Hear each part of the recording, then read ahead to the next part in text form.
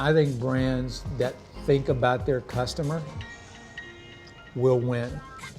I'm convinced that in the 2020s, it's know your audience and know their behaviors. John Durham, the marketer.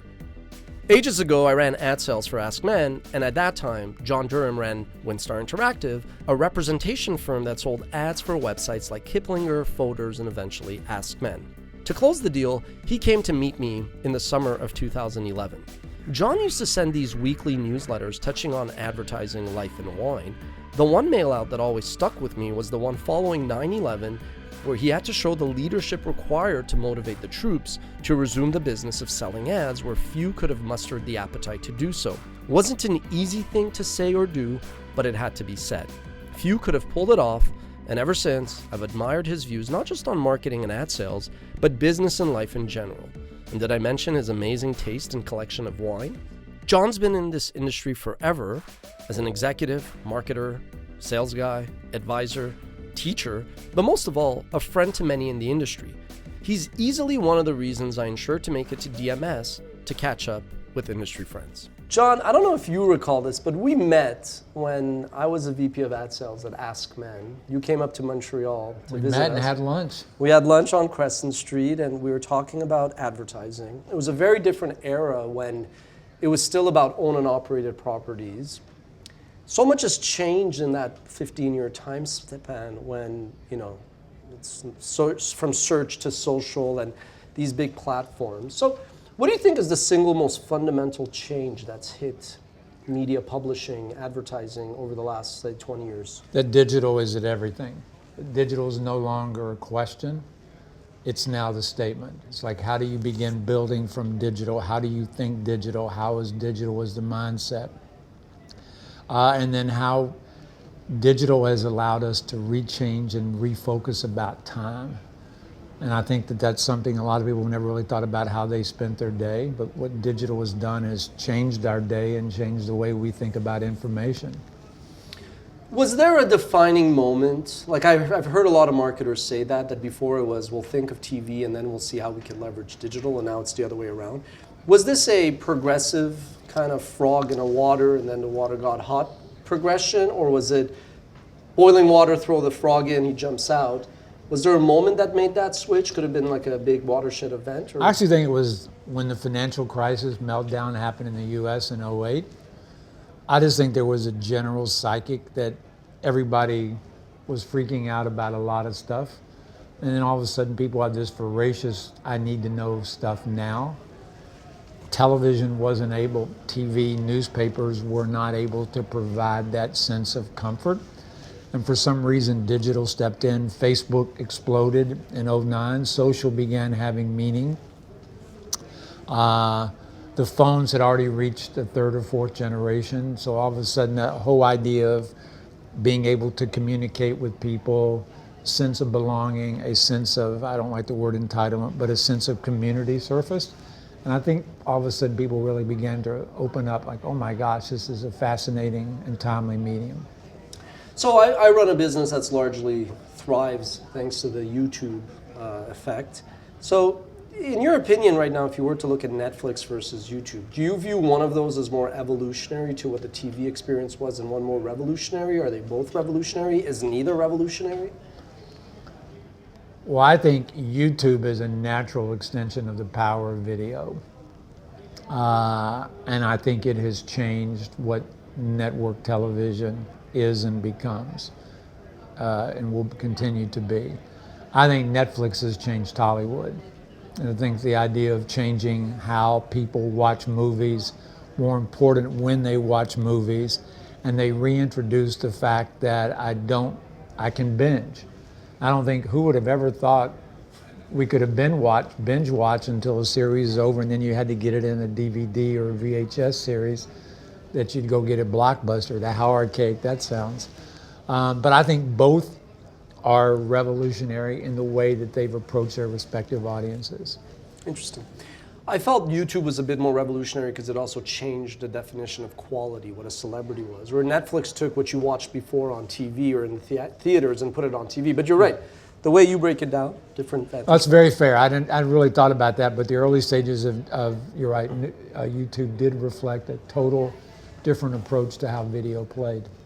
So Steve Jobs was known for many things. He said that like the storyteller was like the most important person in the generation. He or she sets the tone, the narrative, et cetera, et cetera. When YouTube pioneered TrueView, skippable ads, it was like scorched earth. It killed all their competitors who were starving for ad revenue in the face of expensive bandwidth. But I feel that was very revolutionary because all of a sudden the remote control wasn't just in consumers' hands for the programs they would watch, but they could now control what ads they would watch. Tell me a little bit about thinking like a marketer, thinking in the agency landscape. How much has skippable ads changed things? Or is it just, we think it's a big deal, but you guys in the marketing world? I think it's very scary. We're used to feeding you, we're used to pushing that ads in that time constraint, whether it's 11 or 17 or 23. We're used to thinking when we're going to do that programming clock when the ads fit. We didn't really care about what fit in that 2 or 3 minute block, but we were going to put the ads in. When all of a sudden you could interact and say you did not want an ad, I still think there's some people who have intellectual and moral challenges with that. I think what's wrong with advertising is not that the ads that is advertising itself. I think what is wrong with advertising is really bad, stupid advertising. And I think people confuse and equate that if it's a bad ad, we shouldn't have advertising. Skippable ads has made people feel good about, I don't have to pay attention. I used to never believe the statistic when TiVo said 63% of the people would skip ads. I don't think most people do. I think they just pay attention to them. I don't think people miss the ads in YouTube. I think that's giving the ad community too much credit that people would even do that move, But yeah, most people don't. So last year or a couple of years ago now, you had the adpocalypse, and then YouTube's owned by Google. Their investors control the board. They have dual share structure. They don't really care about Wall Street as much as other companies, but they do seem to jump when Wall Street says, they say how high when Madison Avenue says jump. So it's a question of the advertiser's control. Do you feel that YouTube's concern with brand safety is a temporary reaction because that's the drama of the day? Or do you feel that fundamentally this notion of brand safety, meaning marketers are willing to pay a premium for the sureness of the quality and the content that they're adjacent to, is that something that's going to carry forward forever? Or do you feel like ultimately you're going to go back to the mean and marketers just want reach, they want automation, they don't mind a little bit of, I think brand safety is a waste of time conversation. Why? It's bad. Okay. Because why don't you be direct, John? Tell me all the years you were in the magazines and you didn't control the editorial, and sometimes they were flaming writing and your ad was next to a intense journalist. You didn't have the ability to control that. And you, as an advertiser, you wanted to be in New Yorker, you wanted to be in Rolling Stone, you wanted to be there because you knew that's where your audience was. I'm not saying that you need to go out and be on porn and tobacco sites and gun sites every day, but I think brand safety is an overblown euphemism for brands who are insecure about who and what they are. I mean, brand safety to me is just such a wanker term, and what's a waste of energy. I'm more concerned about who does the brand care about their audience, and are they the places that I can be exposed to them, and what is the message they're sending to me? So if 10 years ago we'd be at a conference like this, everybody was talking about branded content and native advertising and all these other terms. Is that bullshit in the sense that ultimately brands will not be able to regulate themselves and will make the story such an ad that consumers will not really care about it? Or do you think that no, because of all these factors we've discussed, brands are headed in the right direction and will be able to execute in creating branded content or native ads that audiences will truly care about, and not just like that top 1% of consumers that are? I think that's a great question. I think brands that think about their customer will win. I'm convinced that in the 2020s, it's know your audience and know their behaviors. And if brands who think about who their audience is and where that audience can be reached, talked to, how do they buy, when do they buy, how do they think, how do they really want to interact with, they will be the winners. And so all these different broadcast formats that you talk about, they're all going to be driven against that audience and behavior, because brands today that are smart are going to win. So the CMO role, the Chief Marketing Officer, used to be somebody that was more of like an arts person. You know, it was very intangible, feelings, emotions, what's the big idea, you know, change the conversation. It was very important. But now if you look at the role of a CMO, they got to get data. They got to be big on, you know, analytics. They need to be masters of every platform. You know, by the time they wrap their head around Snapchat, TikTok's on the scene. So take me through that. Like if somebody came to you, whether it was a, you know, Ford, a corporation, or whether it was an ad agency, like if you had to identify, you know, casting for the CMO role, how do you approach that? That's a great question. Spending a lot of time with CMOs. A lot of times today CMOs are worried more about the fear of missing out instead of the opportunity of thinking and being forward. I think the modern CMO cares about their audience, realizes that there is a lot more choice out there, and that he or she is tasked with taking data to insights, to knowledge, to act, to really a sense of our brand is wise for the customer because of this. And if they view that lens, they're going to win. It's no longer just a media choice. It's no longer just a creative choice. It's like, what's important for our customer? How do we talk? When do we talk? Where do we talk? How do we talk? How do we make sure that we're thinking about revenue? I think the CMO today is probably, he or she is wearing more hats than they've ever worn before. I actually call them the master chef because they have all these different ingredients, and a lot of them I think are doing a really good job because they do know how to blend that arts and science. So if an entrepreneur wants to pursue media, content, storytelling, I feel like they instinctively are always thinking brand as well. But a lot of entrepreneurs these days, a lot of young kids, they don't want to be doctors or investment bankers. They want to be entrepreneurs, and by nature, that's usually tech, apps, or whatever. So they tend to overlook the power of the brand. What are like the 2 or 3 key things that you feel like entrepreneurs need to take into account and think of and prioritize to ultimately building the great brands of tomorrow? I'm a very strong believer, number one, in what Job said. Every brand has to tell a story. There has to be both an emotional and a functional benefit. And if you're approaching your brand from function and emotion, you will create that separation. Where I get really excited is the fact that most people have about 25 brands that are in their life, 10 of which are very essential to who they are. They like them, they identify, I'm an Apple user, I'm a Nike, I'm this, I'm that, I live in Montreal. They have 10 brands that are just functionally and emotionally critical to who they are. Then they have another 10 brands that, yeah, I really like, that are important. And then there's 5 or 10 brands that come in and out. And if you're an entrepreneur, you want to think, how do I get my brand in that consideration set? And if you're focusing on benefits versus features and advantages, you will win every day and night of the year. And that will separate you from your competition. Last question. You got X millions of dollars that you could throw at any opportunity that costs the same roughly. Do you go for A, the Super Bowl ad? Do you take the same amount prorated to however the frequency and length is and buy the homepage of YouTube? Do you, get a Times Square ad? Do you sponsor an F1 team?